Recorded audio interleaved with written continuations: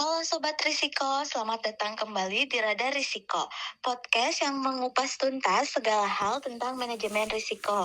Saya Ajeng Juliani, kali ini kita kedatangan dua pakar yang akan berbagi ilmu tentang tahap krusial pengendalian risiko. Sudah hadir bersama kita, Widi, seorang spesialis manajemen risiko. Selamat datang Widi. Terima kasih Ajeng, senang bisa berbagi di sini. Dan juga ada Serliana, seorang praktisi K3 yang fokus pada risiko operasional dan keselamatan. Selamat datang Serliana. Terima kasih Ajeng, topik yang sangat penting untuk dibahas hari ini.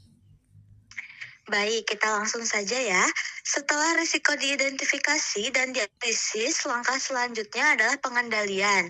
Widi, secara umum, apa sih yang dimaksud dengan pengendalian risiko dalam konteks bisnis? Secara sederhana, pengendalian risiko adalah serangkaian tindakan yang kita ambil untuk memodifikasi atau mengurangi risiko. Ini adalah upaya kita untuk membawa tingkat risiko, baik itu ancaman maupun peluang, ke tingkat yang dapat kita terima atau kelola, atau residual risk. Intinya, kita tidak hanya menerima risiko, tapi kita mengelolanya. Wah, menarik nih. Ada hierarki atau kategori umum dari strategi pengendalian ini, Widi? Betul sekali. Biasanya kita kenal strategi dasarnya, menghindari atau menghilangkan sumber risiko, mengurangi atau mengambil tindakan untuk menurunkan probabilitas atau dampak, mengalihkan, atau misalnya dengan asuransi atau outsourcing, dan yang terakhir menerima atau jika risikonya kecil atau biayanya terlalu tinggi untuk dikendalikan. Nah, sekarang kita beralih ke ranah yang lebih profesional dan fisik, yaitu Serliana sebagai praktisi K3, langkah untuk mengurangi risiko itu seringkali menjadi di lapangan, terutama dalam hal hierarki kontrol. Ya, dalam K3 kami sangat ketat dengan namanya hierarki pengendalian risiko. Ini merupakan urutan prioritas yang harus diikuti untuk memastikan pengendalian yang paling efektif. Urutannya adalah yang pertama itu ada eliminasi. Eliminasi itu menghilangkan bahaya sepenuhnya. Contohnya seperti mengganti bahan kimia beracun. Nah, yang kedua ada substitusi atau mengganti bahaya dengan yang kurang berbahaya. Contohnya itu seperti mengganti mesin lama dengan yang lebih aman. Nah, yang ketiga ini ada rekayasa teknik atau engineering control, yaitu mengisolasi orang dari bahaya. Contohnya memasang pelindung mesin, sistem ventilasi. Lalu kontrol administratif, mengubah cara kerja. Contohnya itu prosedur kerja aman atau SOP, pelatihan, rotasi dan rotasi kerja. Lalu alat pelindung diri atau APD. Ini melindungi pekerja dengan APD. Merupakan lapisan pertahanan terakhir seperti helm dan sarung tangan. Oh, jadi APD itu seharusnya bukan solusi pertama, melainkan yang terakhir ya? Tepat sekali, mengandalkan APD saja ibarat membiarkan kebocoran pipa tapi hanya menyediakan ember. Kita harus memperbaiki sumber masalahnya dulu, yaitu eliminasi atau rekayasa teknik. Widi, dalam konteks pengendalian risiko bisnis nih, apa tantangan terbesar saat mengimplementasikan strategi pengendalian?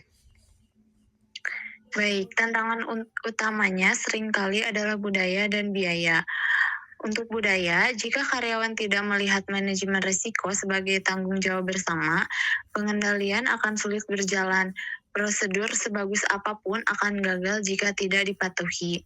Sedangkan untuk biaya, beberapa pengendalian teknik memerlukan investasi besar. Keputusan harus diambil berdasarkan analisis biaya manfaat.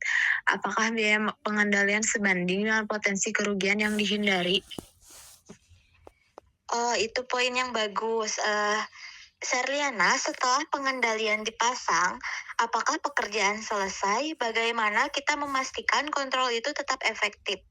Tentu tidak selesai. Pengendalian harus terus dipantau dan ditinjau. Ada dua cara utama, yaitu inspeksi dan audit. Melakukan pemeriksaan rutin untuk memastikan Kontrol fisik seperti pelindung mesin atau APD masih berfungsi dan kontrol administratif SOP masih dijalankan.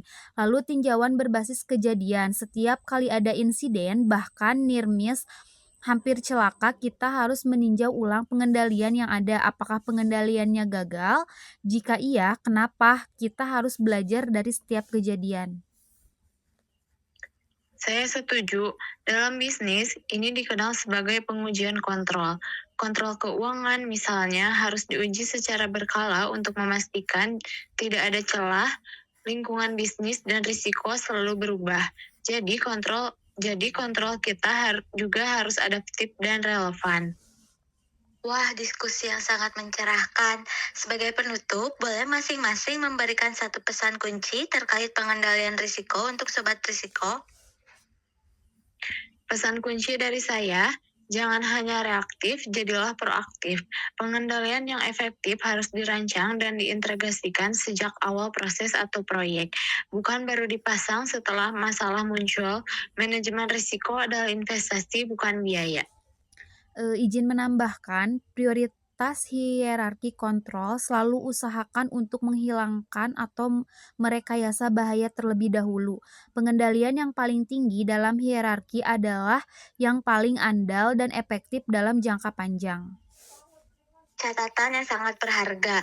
Pengendalian risiko adalah jantung dari manajemen risiko.